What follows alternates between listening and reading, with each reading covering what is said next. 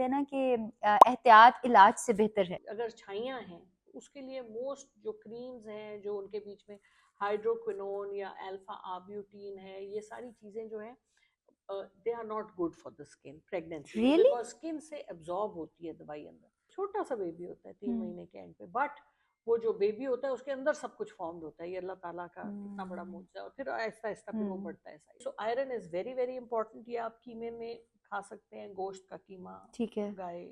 अस्सलाम वालेकुम वरहमतुल्लाहि वबरकातुहू। आज का जो टॉपिक है हमारा वो बहुत ही इम्पोर्टेंट है। मेरा ख्याल है कि हर खातून को एक दफ़ा ये वीडियो ज़रूर देखनी चाहिए और जो हम इनके अंदर इंस्ट्रक्शंस दें उस पर अमल भी ज़रूर करें। This is regarding pregnancy. हम अक्सर कहते हैं कि जी देखो वो बेचारी बड़ी खूबसूरत लड़की थी, फिर वो प्रेग्नेंट हुई, फिर उसका बेबी पैदा हुआ, उसकी स्किन ख़राब, उसकी फिज़ीक ख़राब, उसकी बॉडी ख़राब, कहीं पे स्ट्रेच मार्क्स हैं और स्किन के ऊपर जो सबसे बड़ा प्रॉब्लम जो after pregnancy rather during pregnancy हो जाता है कुछ लोगों को, वो होता है छाइयाँ, फ्रेकल्स। और ये ऐसे फ्रेकल्स होते हैं जो सारी जिंदगी जाते भी नहीं है। और मुझे ऐसा लगता है कि अगर हम किसी चीज को अवॉइड कर जाए उसके होने से पहले, ज्यादा बेहतर होता है। कहते हैं ना कि एहतियात इलाज से बेहतर है। लेकिन अगर किसी के फ्रेकल्स हो गए और उनको उस वक्त ये नो हाउ नहीं था how to take care of your skin and your body during pregnancy, तो उसका क्या इलाज होगा? उसके लिए वी हैव अ वुमेन जिनका बहुत ज़्यादा नो हाउ है about your skin, about your health, about your hair,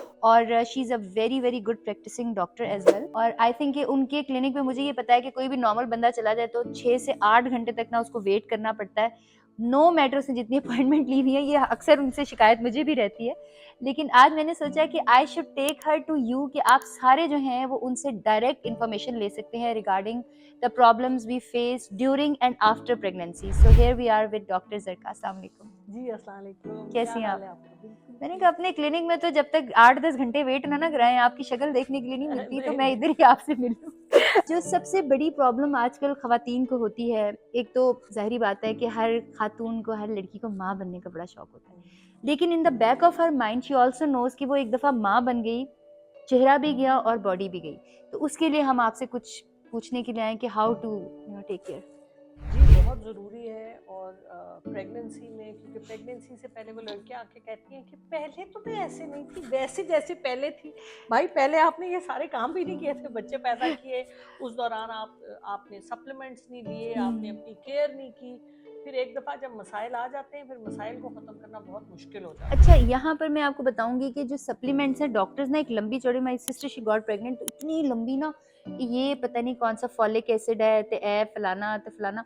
लेकिन उस मेरी सिस्टर को ना नोजिया होता था, शी कुडंट टेक। सो काफी रीजंस ये भी होती हैं कि वो बेचारी सप्लीमेंट्स लेती हैं, थ्रो अप कर देती है। पहले 3 महीनों में प्रेगनेंसी के हम्म ये मसाइल ज़्यादा होते हैं, और उसकी वजह से जाहिर है फिर अगर आप नहीं ले सकते तो फिर आप नहीं ले एग्जैक्टली, सकते। फिर हम लेते ही नहीं तो हैं। फिर लेकिन सेकेंड ट्राइमेस्टर में आप ले सकते हैं। ठीक है। और जहाँ तक सप्लीमेंट्स की बात है तो पहले तो खुराक अच्छी होनी चाहिए। हम्म ज़्यादा लड़कियों को सबसे ज़्यादा जो कमज़ोरी होती है वो आयरन की कमज़ोरी होती हम्म है, क्योंकि आयरन से हमारे बाल भी बनते हैं। फॉलिक एसिड आयरन होता है? नहीं नहीं, फोलिक एसिड डिफरेंट होता है। अच्छा। फोलिक एसिड सेल्स को डिवाइड करने में हेल्प करता है, तो प्रेगनेंसी में क्योंकि एक नया इंसान बन रहा है, ओह, उसके लिए आपको फोलिक एसिड अच्छा, चाहिए। Iron is the iron most is, important. क्योंकि हमारा सांस भी आयरन के थ्रू आता है। हर ऑक्सीजन का जो हम अंदर लेते हम्म हैं सांस, वो आयरन ही उसको पकड़ती है ऑक्सीजन को। Okay. So iron is so important. और खून जब, क्योंकि लड़कियों की माहवारी प्रेगनेंसी में तो नहीं होती, लेकिन उससे पहले ब्लीडिंग की वजह से आयरन कम हो जाती है, तो फिर आपको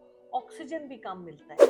अच्छा, फिर आप, कुछ लड़कियों को पीरियड्स में भी फ्रेकल्स हो जाते हैं, दैट इज द हाँ रीजन? वो अगर उनकी हैवी ब्लीडिंग चल रही है हम्म तो इस वजह से फिर ज़्यादा प्रोमिनेंट हो जाता है। ठीक है। So anyway, so iron is very very important. ये आप कीमे में खा सकते हैं, गोश्त का कीमा, ठीक है। गाय, भैंस, बड़े गो, क्योंकि चिकन के तो आप चिकन। बिल्कुल एंटी चिकन है, वो तो मुझे हाँ पता है। ठीक। देसी चिकन रेड अच्छा है। मीट यू आर टॉकिंग देसी अबाउट? चिकन आप अच्छा, देसी चिकन ठीक देसी है। इज फाइन, देसी ओके। तो अगर देसी चिकन है और वो फ्री, जो आम हम्म खुला आपके घर में फिरता है हम्म चिकन, या जहाँ भी जहाँ हम्म से है, तो उस चिकन की कलेजी भी बहुत अच्छी है। कलेजी बहुत, चिकन की कलेजी तो इतनी सी होती चलो है? चार अच्छा। पांच कलेजियां, तो खानी आपने कितनी होती है? हाँ हाँ खाते हुए भी तो हाँ आप इतनी ही हाँ, खाते हैं ना, वो तो ठीक पूरे है। खानदान के लिए आप बनाते हैं तो ज्यादा। वो जो ईद पे बड़ी सी, ईद हाँ पे, एग्जैक्टली। तो कलेजी बहुत अच्छा सोर्स है आयरन का। हम्म तो अगर डाइटरी सोर्सेज से आप अपनी ज़रूरियात पूरी कर सकें, सब्जी हम्म, डाइट वगैरह, उसके अलावा सप्लीमेंट्स में फोलिक एसिड, ठीक है। Iron is a very iron important as in बाहर सप्लीमेंट। से हम करें? गोली खाएं आप, गोली खाएं। अच्छा, आयरन की गोलियां मिलती हैं? हाँ बहुत सारी सैंगोबियन और आइब्रेट फोलिक और कितनी अच्छा। फेरोट्रॉन बिस्कुट बतेरी दवाइयाँ, सिरप भी होते हैं जो लोग गोली नहीं खा सकते उनके लिए अच्छा, वो सिरप, एक इंजेक्शन भी तोड़ के पीते हैं, वो आयरन के वो होते तो हैं? विटामिन डी होता है। इन सप्लीमेंट्स और फिर आपको मिनरल्स की जरूरत होती है क्योंकि एक नया इंसान बन रहा है। वो इंसान जो है वो माँ की बॉडी से सब कुछ निकाल लेगा, तो माँ पीछे फिर खोखली रह जाएगी। जब बच्चा पैदा हो जाएगा तो उसके बाद माँ की स्किन भी खराब होगी, छाइयाँ भी आएंगी, बाल भी गिरेंगे और वो कहेगी कि मुझे वो ग्लो चाहिए जो पहले थी और अब नहीं है, मैं एकदम बुढ़ी हो गई और हूँ। बालों का आपने जिक्र किया, प्रेगनेंसी में बाल बड़े अच्छे हो जाते हैं। भी बड़ी अच्छी हो जाती हाँ है ना, हाँ, क्योंकि एग्जैक्टली। आपके जो फीमेल ईस्ट्रोजन हार्मोन्स होते हैं वो बढ़ जाते हैं और आप प्रेगनेंसी में इतनी खूबसूरत हो जाती हैं जो कि नॉर्मल से भी ज्यादा। सही बात है। तो ये अल्लाह ताला का करिश्मा है माशाल्लाह। कि प्रेगनेंसी में आपकी हर चीज खूबसूरत हो हम्म। जाती है, लेकिन प्रेगनेंसी के बाद फिर आप अपनी जगह पे पहुंच जाते हैं। तो उससे पहले अगर आप अपना ब्लड टेस्ट करा लें, आयरन अपनी चेक कर लें,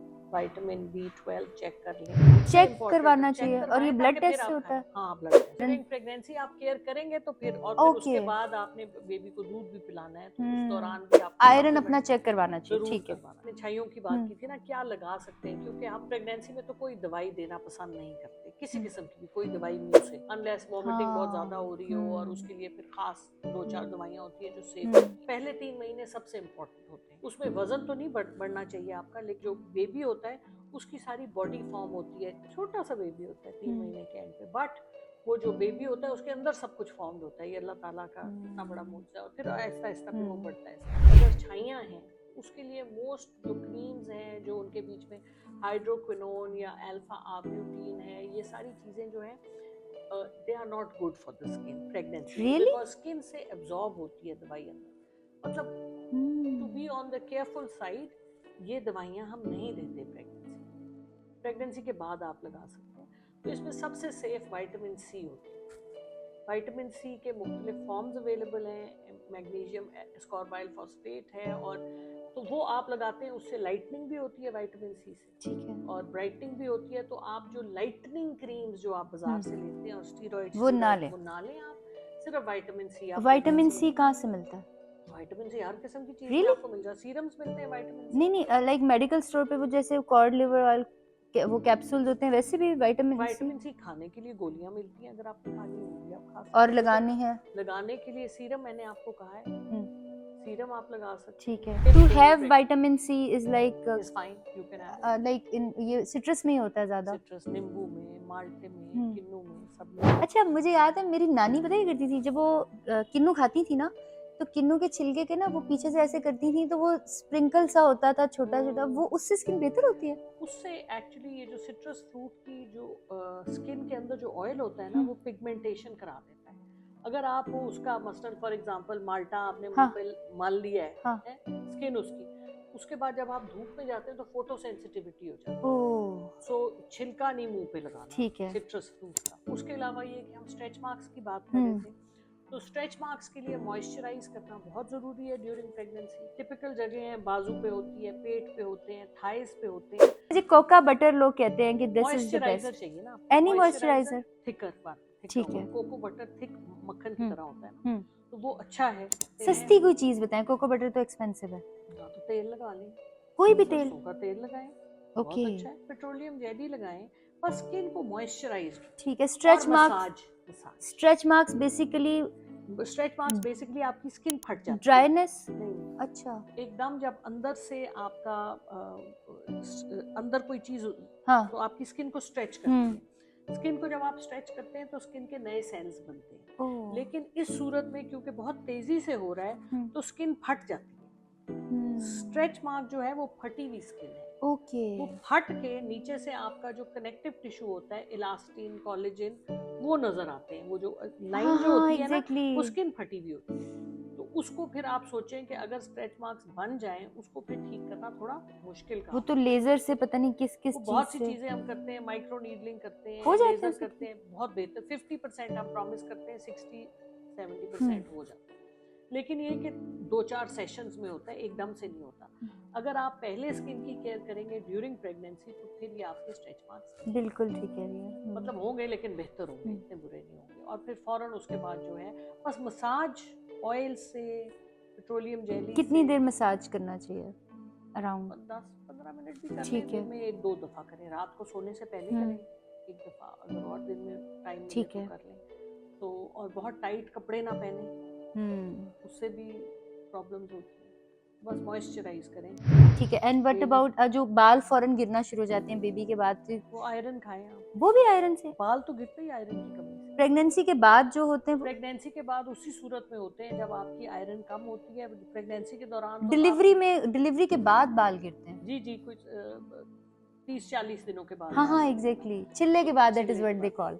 तो वो इसीलिए गिरते हैं क्योंकि वो बच्चे का वो उसने ले लिया सब कुछ, और जब तक डिलीवरी नहीं होती उसके बाद जो 30-40 दिन होते हैं उसमें भी आपको प्रोटेक्शन होती है। तो उसके बाद जब आप नॉर्मल पे जाते हैं तो फिर आपके बाल अच्छा, गिरते हैं। अगर फ्रेकल्स बन गए, डिलीवरी के बाद हो गया, अब हम्म। नहीं आपका ये प्रोग्राम सुना उन्होंने, तो उसका क्या हल है? एक तो ये है कि अगर दूध आप पिला रहे हैं तो उस सूरत में भी आपको ये दवाइयाँ जो हैं, ये विटामिन सी और नायासिनामाइड ही दैट मैं डजंट अफेक्ट योर वैसे तो इट ब्रेस्ट डजंट, फीडिंग? लेकिन यू वांट टू दूसरी चीजें जो है ना वो ब्रेस्ट मिल्क में जा सकती। डिलीवरी के बाद अगर आप दूध नहीं पिला रहे तो फिर आप यूज कर सकते हैं नॉर्मल चीज, या उस टाइम के बाद जब आपने दूध पिला लिया अच्छा, जब उसके दूध बाद पिला रहे होते हैं तो तब हम फेस पे कुछ भी चीजें लगाए, उसके तो कोई लगाएं प्रॉब्लम आप। नहीं हाँ होती हाँ ना? लगाएं। और अपनी जो क्रीम्स वगैरह वो तो मिल्क में नहीं जाती?